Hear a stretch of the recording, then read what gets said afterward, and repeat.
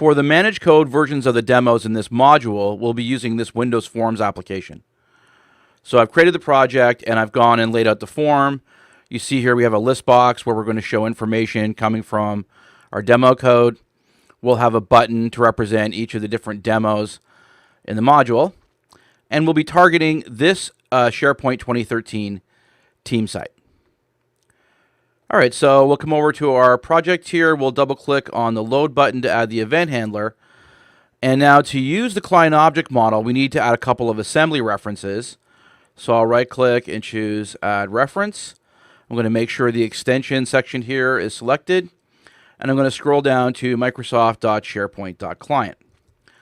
Now we can see that we have several assemblies here, but the two main or the two core assemblies for the managed implementation of the client object model are Microsoft.SharePoint.Client and Microsoft.SharePoint.Client.Runtime. So I'm just going to go ahead and add references for those guys. There we go, and click OK. And you can see now they're showing here in our references section. And then the entry point into the client object model is the client context. It's the remote or client version of the SP context object.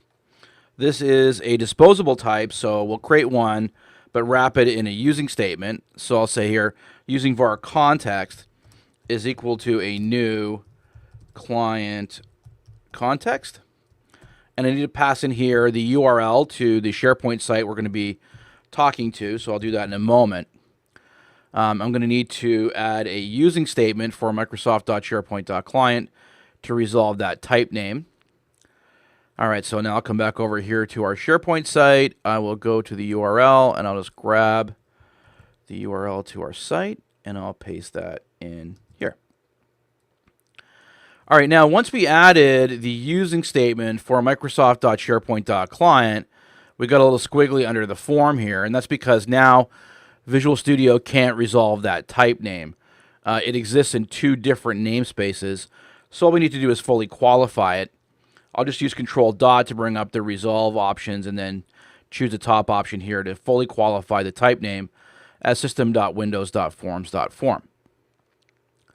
With that done, we can come back down to our event handler. So we have our context. We need an object to represent the current site. So that is var web is equal to context.web. So just like with the SP context, we can say SP context.current.web. We can do the same thing here on the client side.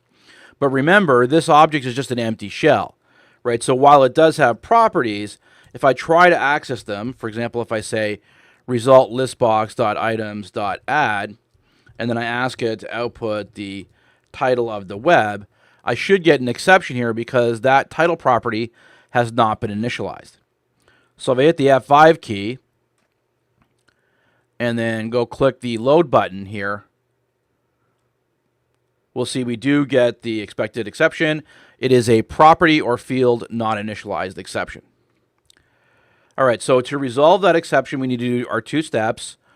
First off, let me just get out of debug mode here and then go back to full screen.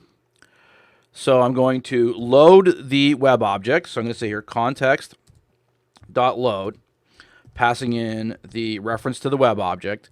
This indicates that we want the web object's properties to be populated in the next batch retrieval.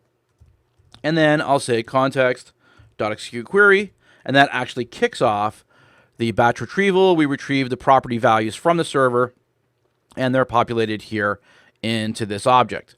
So now if I hit F5 and I click the load button, we should see in a moment that we get our site's title populated. And the first time you do this, usually there's a little bit of a lag, but every other time it's pretty quick. So if you notice I click the load button now, we get the title pretty quickly.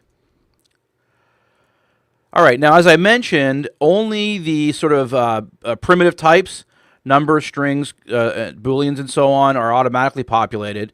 So if I come back over to here, and let's add another line in. And we're going to say here web.lists, which is a collection property type, dot say count here, and then try to run and click the load button. we see we get an exception when we try to access the count of the list. But this time it is a collection not initialized exception, not the property or field not initialized we saw earlier. So for collection types, this is the exception that you'll see if you try to access something that has not been initialized. So to solve that problem, again, I'm just going to get out of debug mode here. We just need to add the call to load the list. So context.load, and then say web.lists. Run one last time, click the load button, and you see we get both the title and the count of the lists. So this is getting our project set up to use the manage client object model and taking a look at loading resources using the load method. Now let's take a look at a similar example using the JavaScript client object model.